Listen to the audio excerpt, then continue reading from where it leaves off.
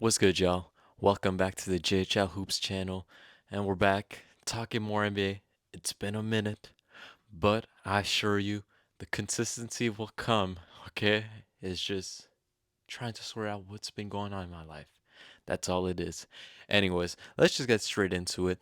I'm gonna start off with the Boston Celtics because right now they've been kind of the most interesting team to watch just because they're basically playing the same style as last year. Obviously, you win the championship. There's not really much of a formula to change. But what comes with that is that teams figure out how to maneuver against said formula. Now, they're still that top tier offensive tier. They haven't been shooting percentage wise. They're not the best, but they shoot so many threes. It's as if it doesn't really matter. Obviously, um, but really, the thing that's more concerning is that the fact that they're in a stretch right now where they've been losing these very easy games to win just for whatever reason. Maybe it's a bit of a slump, maybe it's because of injuries, but if you look at last year's team, there was basically no slump. There was basically no real injuries holding them back. There was no, behind the scenes stuffs going on that's holding them back. So it's very weird to see this team almost, I wouldn't say crumble, but basically just kind of lose it in this small period right now. Because if you look at last year, the only time where they look kind of cold or just tired or in a slump esque was after the All Star break because I believe they started 3-3 and then the first 10 games after the All Star break they won 6-4. But I mean, it's we didn't worry that much because they were the one seed and they were way beyond ahead of basically every other team. I believe the second closest was like OKC, who had like 53 wins at the end of the year. I wouldn't know the exact time uh, after the All Star break, but when Boston finished as a 61 team and the next team is 7 wins behind you, you don't have to worry that much. But now they're the second seed, and they basically are playing. You know, it's slightly more concerning. Now, obviously, they're going to be a playoff team. It's no doubt about that. That minimum three. If they go beyond that, you know, clocks are turning. We might have to think. Okay, we don't want another 2008 Boston Celtics. We want this, longevity esque of a team where they can win multiple championship with their core. Like that San Antonio team from the 2000s, or the if we go a little back, the Lakers from the 80s, things like that. Maybe even the 60s, or with the Celtics. Now, obviously, no one's gonna be Bill Russell and win them 11 rings, but just something to think about. Just because the reason I want to start off with the Celtics because they're champions, you expect them to be number one, but really they haven't been playing like the number one. At least in my opinion, at least in this regular season. Obviously, I think they could make it to the finals. I think they could repeat, but who knows right now? But I'm gonna talk about who I think is the favorite to win it all, which is the OKC Thunder, because man, they've been on a roll now. That game against the Cavs, that was an extremely close game, but obviously they didn't come out with the win. But still, SJ, the MVP candidate right now, you know, for me, it's Shea and Giannis, Jokic at three. But next week we could be saying a different story. It's kind of crazy how close they are. I saw stats that their points per game is by a point 0.1 differential. Do you know how insane that is? That is one of a kind. We haven't seen this type of MVP race since. I mean, to be fair, we've had very close races, but this is the one where like I can't really put it down. Like no one's locked right now. When it was just Jokic and Embiid, most of the time I was pretty comfortable with Jokic just because he was dominating in every single category. And whilst obviously Embiid's point per game was better, I just felt like Jokic's impact was something we haven't really seen before. But now I feel with these three candidates, they've been putting on such a similar impact in very different ways, mind you. Um, so we're just gonna have to see. My answer might change next week, but right now, Shea is my MVP. SJ is my MVP. Um, and what I love about him is that, he's unstoppable. He's the maestro. He's Kobe-esque in terms of, that '06 season where he averaged 35 points, or even if we go a little closer now to the Harden days where he averaged basically 40 for long periods. Obviously, he didn't average 40 for a season, but he averaged, 36 points per game and just on a high clip. SGA is dominating in a very different way. It's almost like he's so flawless in the shots he make. He's an excellent playmaker. He's a terrific defender, and he just impacts the court in every single aspect. As I feel, he draws so much attention, almost the same type of gravity that Steph Curry has, but in very different ways. Obviously he's not the high clip 3-point shooter that Steph Curry is.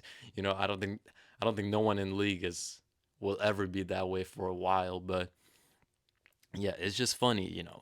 Uh, Shea has been dominating, but yeah, back to the Thunder. They've been a very knitted corpse because honestly, I can't really look at that team and say, "Oh, this guy's kind of in a slump." No, no, everyone is contributing, and I love to see it because if you guys remember when OKC was down in the gutter after the bubble season, man, like as a fan, like that's gut wrenching. I'm a Raptors fan right now. Watching this Raptors team, this is not even a team. I could join, it wouldn't make a difference. I mean, we win the same amount of games. Maybe I'm being harsh, but forget about the Raptors. Let's stick to the Thunder. Because think like guys, I hope J Dub makes an All-Star team because I don't want to give all the credits to SJ. That may be a nod about who wins the MVP, maybe because SG has so much more help than Jokic and Giannis. But guys like J Dub, thinking of Isaiah Joe, Isaiah Hartenstein. If Chet didn't get injured, he might be in talks for DPOY right now. Now, of course, Wemby is playing amazing right now. We'll get to Wemby, and his defensive impact is one of a kind in the league because he's about to run away with it. But if Chet was healthy, let it be known, OKC would be a very stronger. I know he's soon to come back, so we'll see. And yeah, OKC, watch out for them in the playoffs. If I was in the playoffs, I would try as best possible to avoid them in the West because I'm gonna talk next about Memphis because really, if you really just look at the complete team, no one's been extremely dominant other than Jaren Jackson. But it's not like Jaren Jackson has been an MVP. He has that kind of like DeMar DeRozan-esque impact where like he's very good. He draws the attention. I mean, not in terms of his play style, obviously, just in terms of the impact, you know the connectivity that Memphis has and what he brings to the table. The guys surrounding him are good enough where Jaren Jackson can be the star because let's be honest, right now Ja Morant hasn't been the Ja Morant we know and love, and he's gonna get there. He's gonna get there. He's getting back into the groove. He's still playing good. Don't get it twisted. It's just not the same impact that we saw pre-suspension, pre-injury. So, but Jaren, any of the top three teams in the East. Um, so yeah, but they've been a very interesting team. I had high hopes for them. They ended up pretty much exactly where I thought they would be. I think I put them at fourth, and right now they're in third. So you love to see it. They've been playing great. So yeah, let's move on to the New York Knicks. I want to talk more about the top teams instead of the gutter, just because let's be honest, the race for Cooper Flag. Um, if you want to know where it goes, you can just wait until I don't know June, like 10th, 8th. I don't even know, because we're just gonna find out on draft lottery. Like all the odds to get the number one pick are the same if you're a top 14.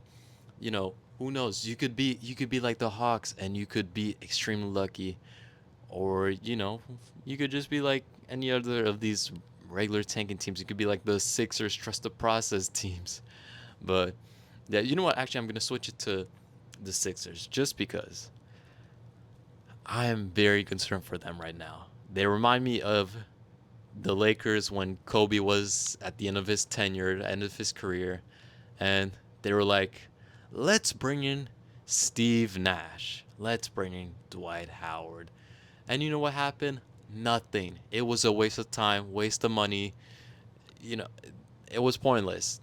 And one thing I want to say about um, the Sixers is that, man, I just feel so bad for Embiid because he's been injured so much. And you just know if he was healthy for just one playoff series, he may. And I know the running joke is the fact he hasn't made an Eastern Conference Finals, but really, if you think about it, let's be honest, there are many seasons in the past like 4 or 5 years they could have definitely, definitely, definitely made it to the finals, maybe even win it.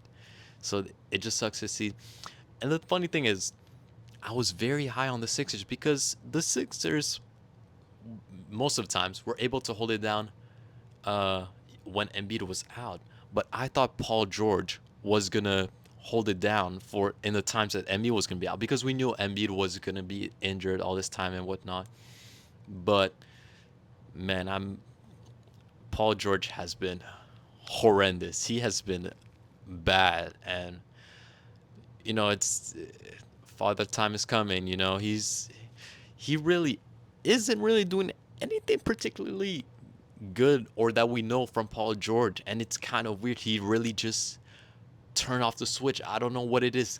It's not even a slump. It's not even like a particular set amount of games where he has a bad shooting night. It's like he is not impacting the game at all. He's basically just been a negative this whole time. It's really Tyrese Maxey who's been holding out and who's been playing so very good. And I love Tyrese.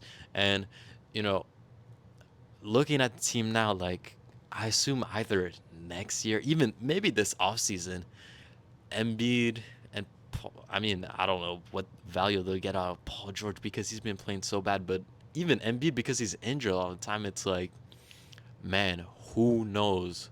Who knows? Like, and it's kind of sad to see how the Sixers haven't been able to get their full potential due to injuries, due to all these horrible things.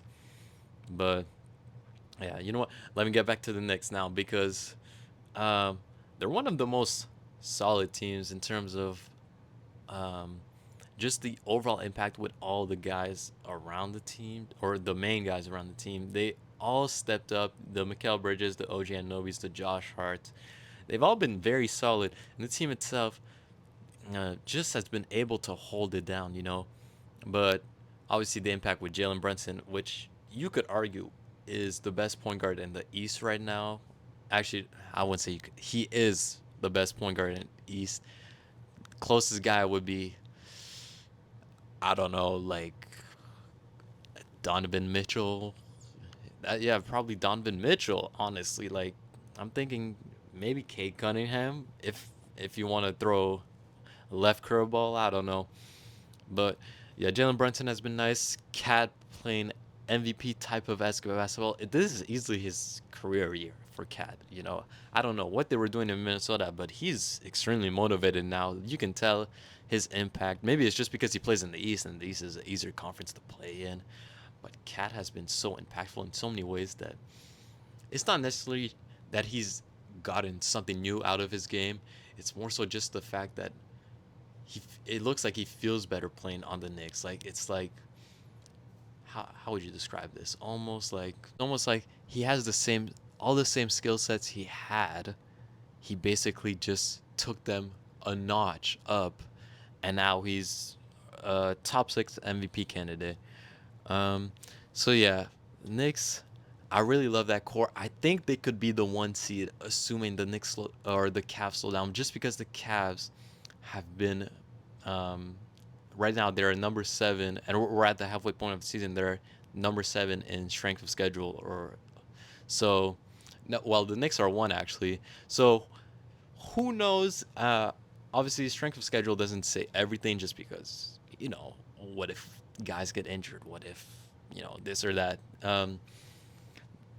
It's not the full story. We've seen at times where it's impacted teams. Like if you remember Chicago Bulls when DeMar's first season, Lonzo got injured, and they had the toughest schedule coming back after All Star break, and they just completely crumbled, went all the way down to 6, and then had to face off against Milwaukee, who Milwaukee well, yeah, you could say destroyed them. Maybe I'm being a little too harsh, but basically ended whatever the Bulls were trying to do.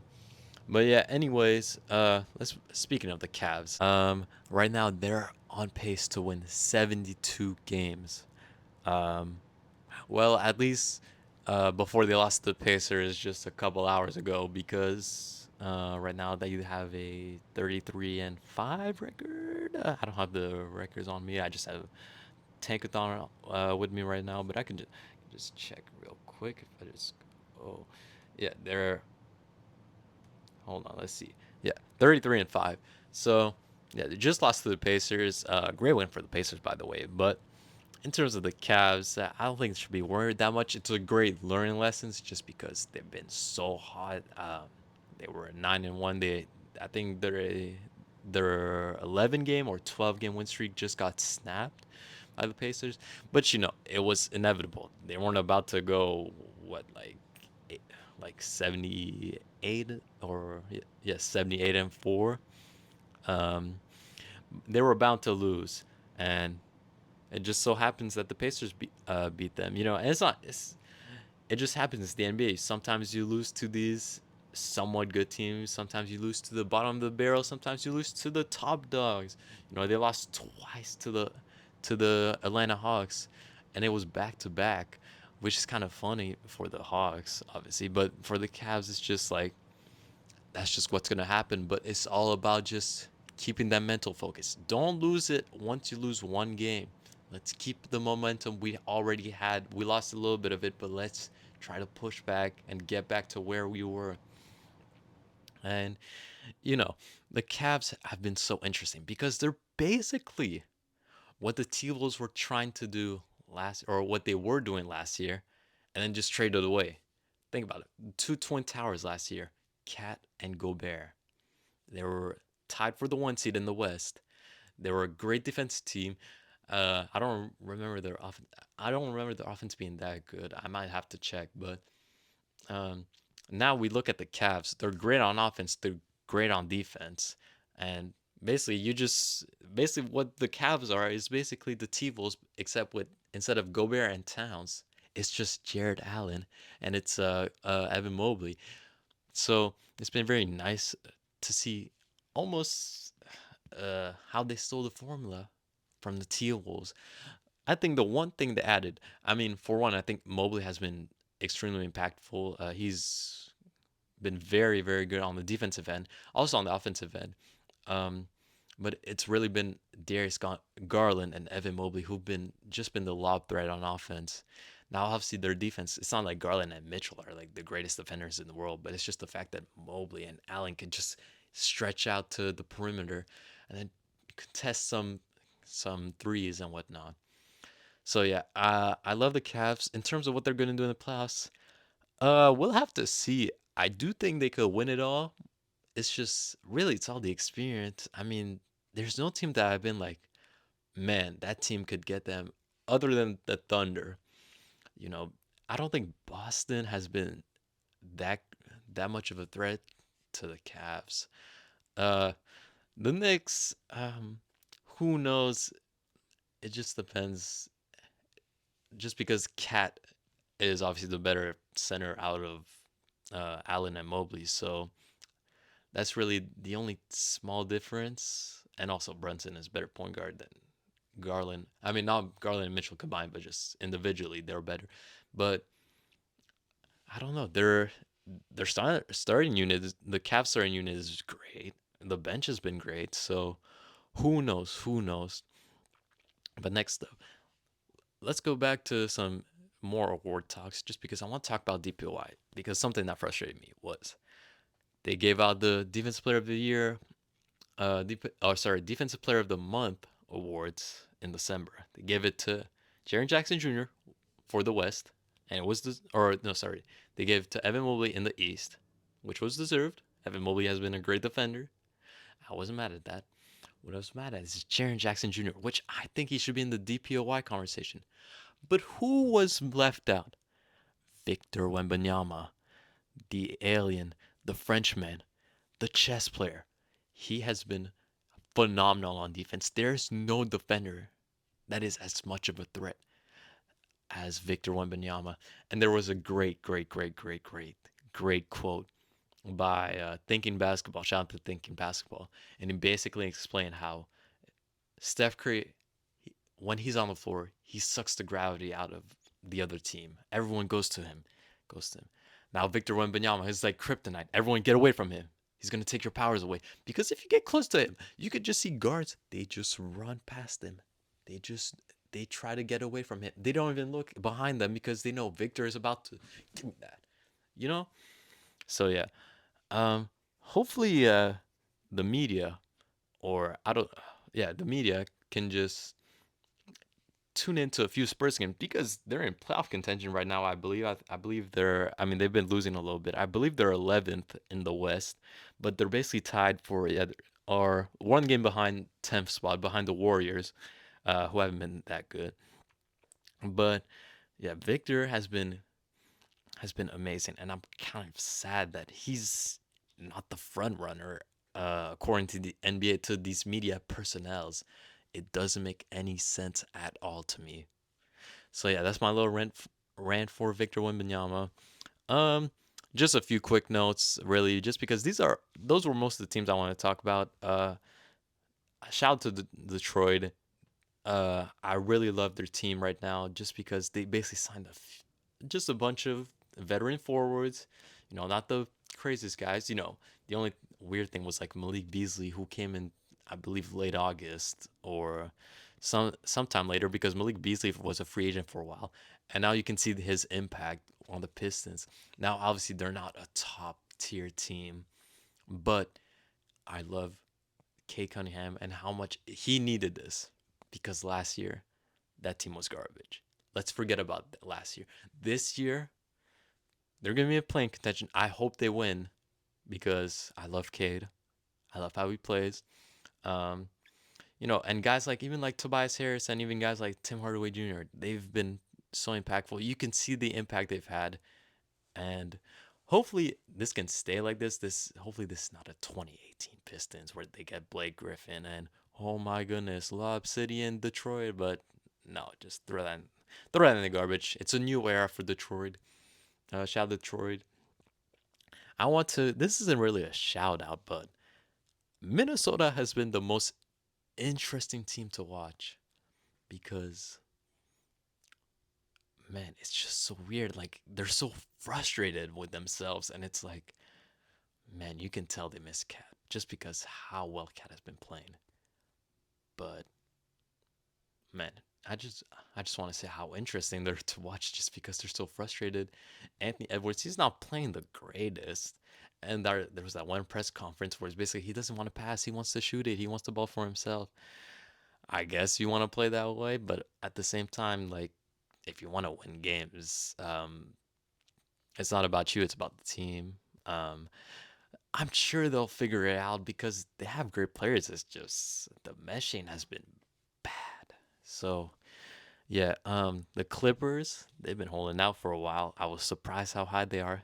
Norman Powell, Raptors legend. I always believed in him. I didn't think it was gonna be an All-Star, but I always thought he was gonna be a 20-point-ish guy. I don't think he's gonna be an All-Star this year, but he's playing like an All-Star. He's gonna be the most improved player. I hope he is. It's him or Kay Cunningham, and I really, really think it should go to Norman Powell. Um, yeah, really, that's really it. Denver has been slightly concerning. Yeah, honestly, there hasn't been that many teams. Dallas has been injured, so I don't really want to talk about them. Uh, I like the Hawks, how they've been playing. You know, they're not the contenders right now. But you can see things are starting to gel a little more ever since Dejounte Murray went out the back door, and now they have Dyson Daniel, who you could argue is the best defensive guard in the league. I wouldn't be mad at you if you said that. And you know what? Orlando. I want to talk about Orlando because what they've been doing is extremely impressive. Paolo Banchero injured, still winning games. Oh, another injury, Franz Wagner, still winning games. You know, Mo Wagner injured, still winning games. It doesn't matter how many Jalen Suggs injured, still winning games. It doesn't matter how many injuries they get, they will hold it down because their defense has been amazing. Shout out to uh oh I'm blanking on the coach's name. I see his face. I'm about to look this up. Orlando Magic. But they've been so good just because man, that defense has been so well put together and I just want to yeah, what's the coach? Oh, Jamal Mosley. Jamal Mosley. That was he has been electric. Um really I think he should be winning coach of the year this year. I'm looking at all the teams in the standings. He's definitely been the most impressive coach. It'd probably be him or Kenny Atkinson. It's him or Kenny Atkinson. So yeah, that's really it. I guess the Jimmy Butler drama and like Zach Levine maybe getting traded, LeBron getting old. I don't really know. You know, I'm rambling right now. Thank you for watching. Get out of here.